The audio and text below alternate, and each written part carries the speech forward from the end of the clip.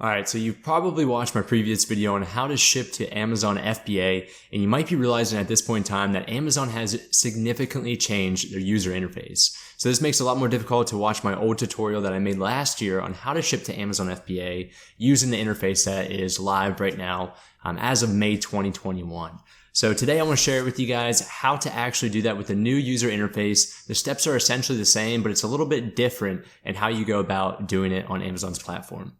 All right, let's jump over to the computer and let's get started.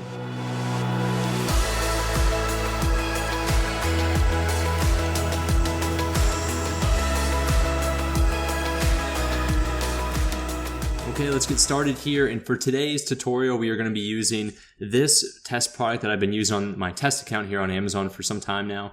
And these are COVID vaccine card protectors. So I'm going to show you guys how to package those, how to go ahead, create your shipment plan, and additionally, how you're going to label these. Either your supplier can or you can actually do that yourself. The first thing you want to do is you want to go to Amazon Seller Central, and this is my test account. If your interface looks a little bit different than what's shown here, then you want to go to the older tutorial. Your workflow may not have been updated and you may not have the latest template for your interface. However, if you see this and you have the header that looks the same up here, then you're in a good spot. This tutorial is going to be for you. So the first thing we need to do is go to these three bars in the top left corner and click those. And just like in the past, we need to go to our Manage Inventory to find the product that we want to send to Amazon FBA. Once you click Manage Inventory, you'll be brought to all of your existing inventory, all your existing listings that you currently have under your account. Now, if you have nothing here, make sure you click Fulfilled by All. It may say Merchant or it may say just Amazon, and that will affect the amount of products that it's going to show. So click All. It's going to show you everything here. Now, the first thing that you want to do is you want to find the product that you want to send to Amazon FBA. So for us, there's two inactive ones here, older test products. Here's the active one that we plan to go ahead and ship to Amazon. Now, before you go ahead and do anything, if you do not have any products here, you want to go ahead and use my tutorial that I'll put in the cards now to actually create your listing. That's the first step in all this, is to create your listing, make sure that it's fulfilled by Amazon, and then you can go ahead and you can send and replenish your inventory. Now, an easy way to tell if you have converted your product listing over to Amazon FBA, or if it's still fulfillment by merchant, which is FBM, is to go to the edit button on the right side here and click the drop down. Now, if right here where my pointer is, if it says change to fulfilled by Amazon, that means your listing is currently fulfilled by merchant. So you want to go ahead and you want to click change to fulfilled by Amazon. Now for us in this tutorial, we've already converted it to FBA. So all we need to go ahead and do is right below that, click send replenish inventory. And as soon as you click this, you're immediately going to be greeted with this welcome message. Welcome to the new send to Amazon shipment creation workflow. So this is telling you that there is an older workflow that was much common, and that's what I used in my previous tutorial. So if you actually want to go ahead and use that old tutorial, you may find more value in that. You can go ahead and click this old workflow will remain available. You click that and it's going to take you to the older interface. However, I don't recommend doing that. You might as well learn this new interface because it's going to be here for the long term, a couple more years, I'd imagine, before they go ahead and they refresh it. All this stuff's the same. It's just a more simpler and concise way of creating your shipment plan. The first thing you want to do using this new interface is to go to the ship from up here. Now, I have it blurred out currently just because I want to protect my shipping information, but what you need to go ahead and do, if it's incorrect of where you're actually shipping from, you want to click ship from another address. And then you'll go here and you'll click add contact. At this point, you can add in all your information of where you're shipping from. If you do not have a company name, you can put yourself as your name. I'll just put Josh E there, and then also for the full name here. It's required to put the company name. Just put your name if you don't have a business. If you do have a business, go ahead and put that. Then fill all of this out with your email address, your street address of where it's going from, and then click add contact. Okay, and the second thing is your marketplace destination. You want to confirm that this says the country that you are going to be selling these units in and where the units are going to be going. So even if you're shipping it from overseas, say you live in the United Kingdom, but you're selling in the US, you want to make sure that this says the United States, not the United Kingdom. For someone located in the United States, selling in the United States, keep this the United States. All right, so we don't have to do anything there. We'll keep that as is. And then we'll go to this section where it says SKU details. SKU stands for your stock keeping unit. It's a way to track and to locate your products. As you can see, my SKU is vaccine card protectors. This is really just all the information we need for our packing details and the quantity that we're going to send to Amazon FBA. The first thing is this packing details. It may already be preset for individual units, but what we want to do is, regardless if it does say that or not, we're going to go ahead and create a new case pack template. And you can use this going forward for other products, but I want to take you guys step by step how to do it through this tutorial so you know exactly what that individual products means there.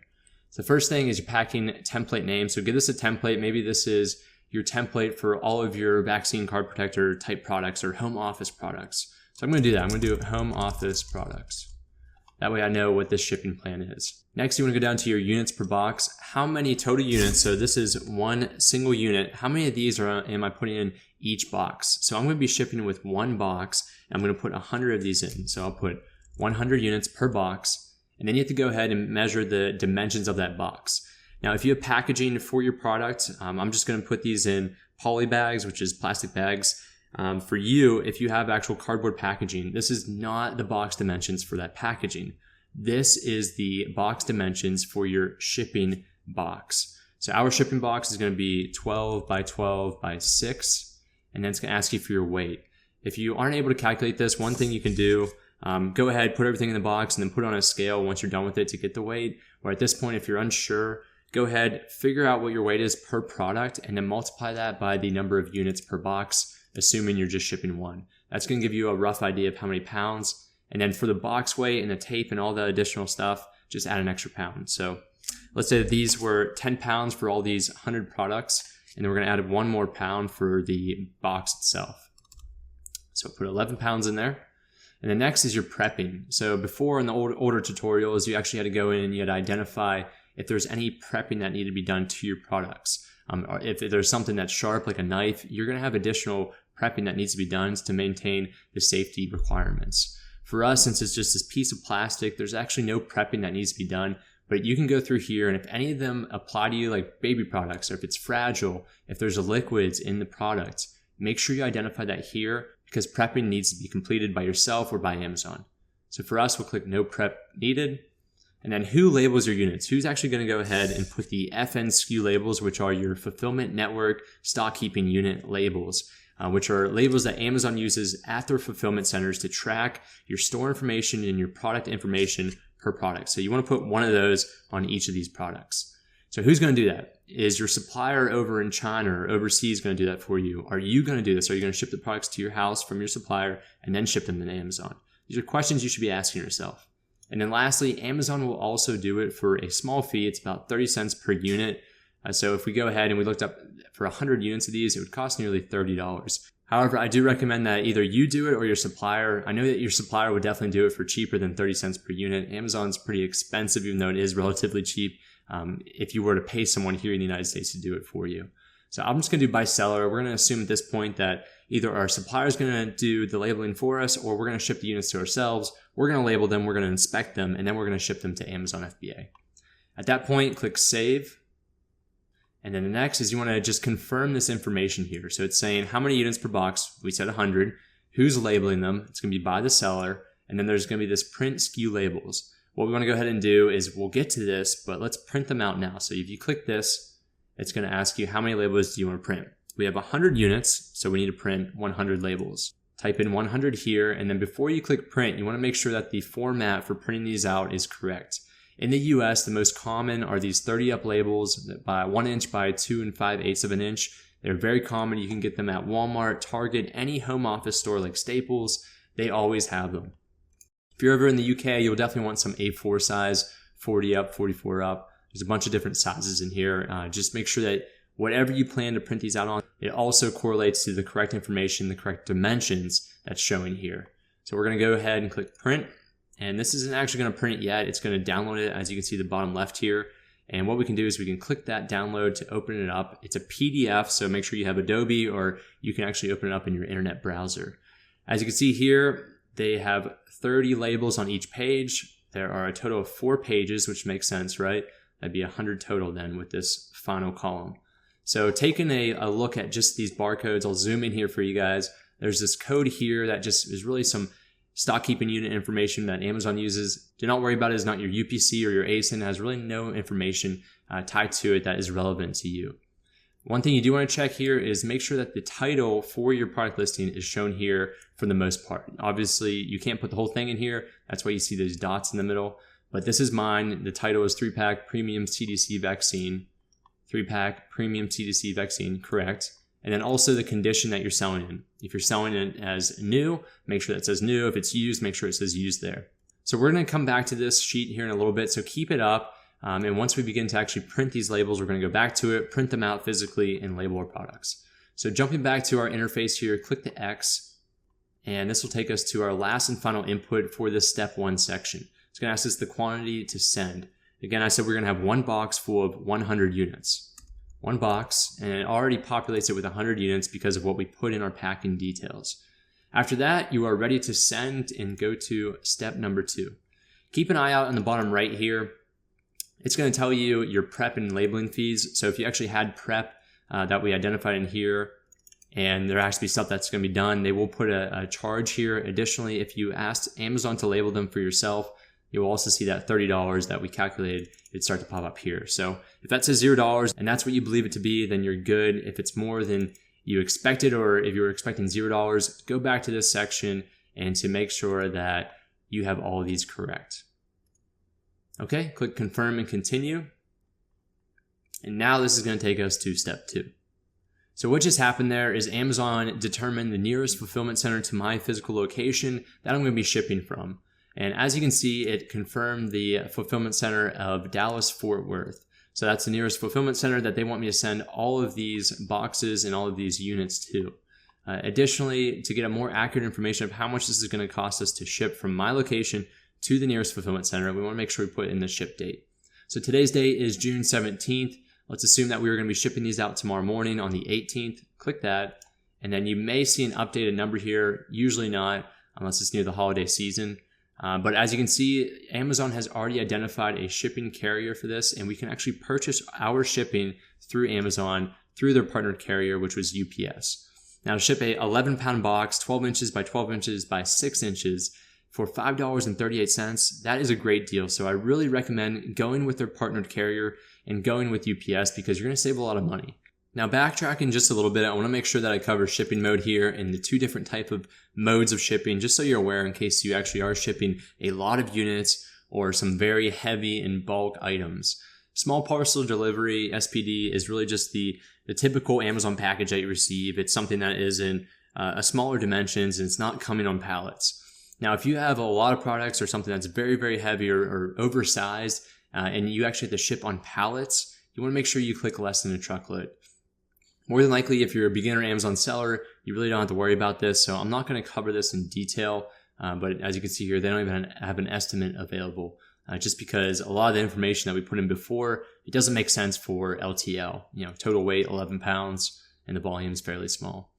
So for the SPD, make sure that's selected if that's what you want. Confirm the information here. Confirm that this is probably the nearest fulfillment center. If not, you may want to redo this again to make sure you get a better fulfillment center that isn't across the country.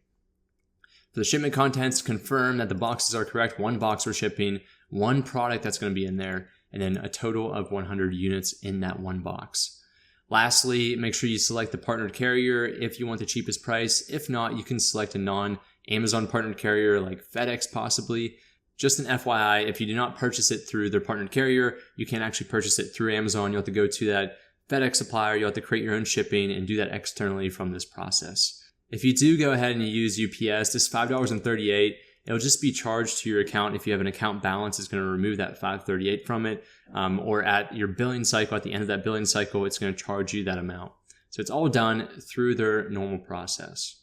Now for me, I'm just going to click FedEx because this is a test and I do not want to be billed for it. So I'll click accept charges and confirm shipping as $0 here. All right, and this brings us to the final step, number 3, which we actually print our box labels, and then we're also going to print our FN SKU labels, which I'll show you here in a second. Before we do that, confirm that your ship from address is correct. Your ship date is the date that you selected previously. We selected tomorrow. You can always change that if you put the incorrect one in. And then your shipment name. You can rename that to something that you'll know exactly what it is. Vaccine card protector, shipment number 1, let's just say.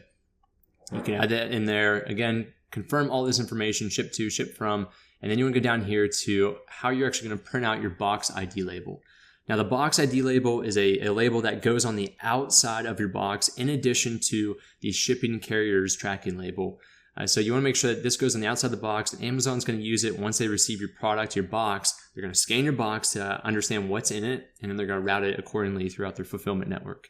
For us in the US, we can do the US letter size 3 1/3 of an inch by 4, and we want to click print.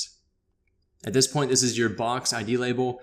So we'll go ahead and we'll click print right here. And then we'll also jump over to our FN SKU labels, and we'll go ahead and click print. Go ahead and let those print out. You can use an inkjet or a laserjet printer. And then once you print those out, go ahead and apply one of the labels to each single unit. So if we have 100 units, we need to make sure that we put one FN SKU label on all 100 of those units. After that, you want to print out your shipping carrier label if you went ahead and you're going to ship with UPS, or go ahead and print out with your own carrier if you selected a different one. Additionally, print out your Amazon box ID label that's shown here. And then the last step is to go ahead, put all of your units into that single box, put your Amazon box ID label on the outside of the box as well as the shipping carrier label. And then you'll go ahead and you'll drop it off. As you can see here, these are a bunch of different boxes that I will be sending out as a part of this shipment. All right, now that we've labeled our products and we put our box ID label and our carrier shipping label on the product itself, we can go ahead and we can go to shipping queue. So this will give us an idea of all of our shipments, what's the current status of it, and if you ever need to work on it or edit it or track it, you can do so here in the shipping queue.